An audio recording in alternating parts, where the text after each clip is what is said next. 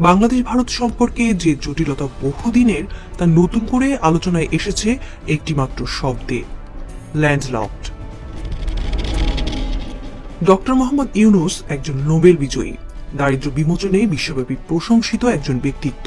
সম্প্রতি চীন সফরে গিয়ে ভারতের উত্তর পূর্বাঞ্চলীয় রাজ্যগুলোকে ভূবেষ্টিত বলে উল্লেখ করেছিলেন, এইটুকুই।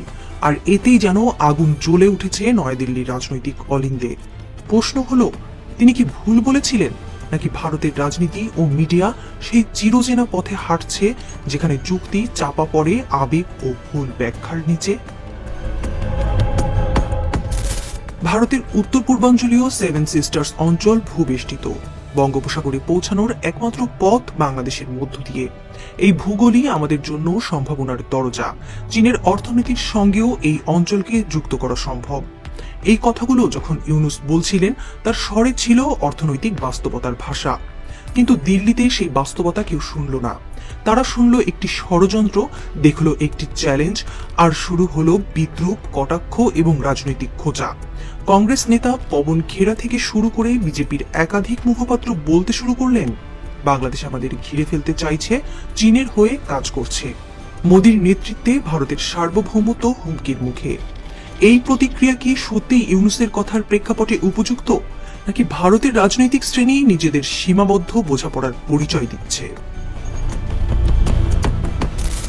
ভারতের তথাকথিত গদি মিডিয়া, যারা ক্ষমতাসীনদের পদতলেই বেঁচে থাকে, তারা ইউনূসের বক্তব্য এমনভাবে প্রকাশ করল যেন তিনি উত্তর পূর্ব ভারতের বিরুদ্ধে ঘোষণা দিয়েছেন। যে শব্দটি ছিল ভৌগোলিক বাস্তবতার প্রতিফলন, সেটিকে বানানো হলো নিরাপত্তার হুমকি। একই ঘটনা বারবার ঘটছে। কোনো আন্তর্জাতিক বিশ্লেষক ভারতের প্রতিবেশী নীতির সমালোচনা করলেই তাকে বানিয়ে ফেলা হয় দেশের শত্রু।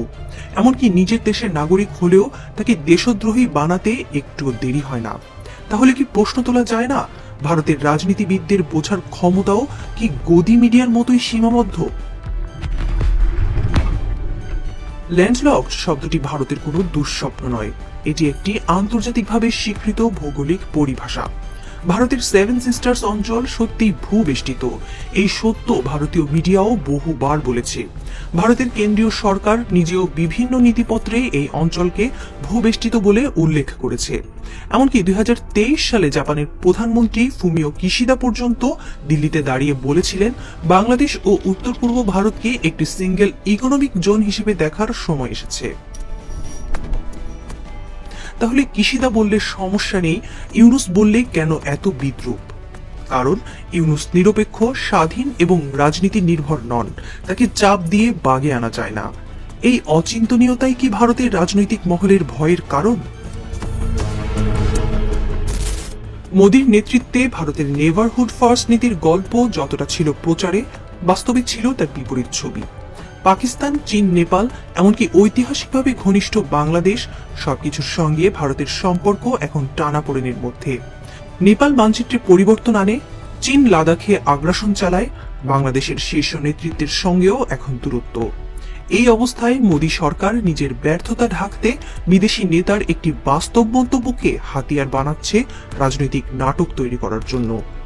ভারতের জন্য তো বরং ভাবনার বিষয় হওয়া উচিত, কেন একের পর এক প্রতিবেশী দেশ তাদের থেকে সরে যাচ্ছে। ডক্টর ইউনূস একজন রাজনীতিবিদ নন, তিনি একজন দার্শনিক, একাডেমিশিয়ান এবং উন্নয়নের কৌশলী। তার চোখে দেশের সীমান্ত মানে প্রতিবন্ধকতা নয়, সম্ভাবনা। তিনি উত্তর পূর্ব ভারতের জন্য বলেছিলেন, বাংলাদেশের মধ্য দিয়ে সহজে সমুদ্র বন্দরে প্রবেশ পেলে এই অঞ্চল পুরোপুরি নতুন সম্ভাবনার দ্বার খুলে দিতে পারে। এটা কি ভুল কথা, নাকি ভারতের নিজস্ব অভ্যন্তরীণ নিরাপত্তাহীনতা এত প্রবল হয়ে উঠেছে যে বাস্তব কথাও এখন ষড়যন্ত্র হিসেবে ধরা পড়ে? বাংলাদেশ আজ যদি চীনের সঙ্গে সম্পর্ক বাড়ায়, তার মানে কি এই নয় যে ভারত সেই জায়গা আগেই ফাঁকা করে রেখেছে? যদি দিল্লির নেতৃত্ব বাংলাদেশকে কেবলমাত্র কাজের সুবিধার জন্য দরকারি ভাবতে থাকে, তাহলে ঢাকা কি আর কেবল তাকিয়ে থাকবে? সম্পর্ক পারস্পরিক শ্রদ্ধা ও বোঝাপড়ার ওপর দাঁড়িয়ে থাকে, প্রাধান্য নয়। বন্ধুরা চায় স্বীকৃতি। ঢাকার বাতাসে বৃষ্টির পর ঠান্ডা পড়ছে, কিন্তু উত্তপ্ত দিল্লির রাজনীতি। বঙ্গোপসাগরের জাহাজগুলো নোঙর করে বিশ্রাম নিচ্ছে, কিন্তু দুই দেশের কূটনীতির জাহাজ এখনো টালমাটাল। একটি শব্দ, একটি মন্তব্য যে এত বড় ঝড় তুলবে তা কেউ ভাবেনি। কিন্তু ঝড়টা কি সত্যি ইউনূসের কারণে, নাকি ভারতের নিজের ভেতরের দুর্বলতা, সংকীর্ণ দৃষ্টি ও মিডিয়া চালিত রাজনীতি এই আবহাওয়া সৃষ্টি করেছে? সময় হয়তো এই প্রশ্নের উত্তর দেবে, কিন্তু আপাতত বলা যায় ল্যান্ডলকড একটি শব্দ যা ভৌগোলিক সত্য, কিন্তু ভারত সেটিকে বানিয়ে ফেলেছে একটি কূটনৈতিক দুঃস্বপ্ন। এই দুঃস্বপ্নের জন্য দায়ী কে? ইউনূস, নাকি তার কথা না বুঝে হঠাৎ তেড়ে আসা এক গোষ্ঠী যারা নিজের দেশকেই আজ বুঝতে পারছে না?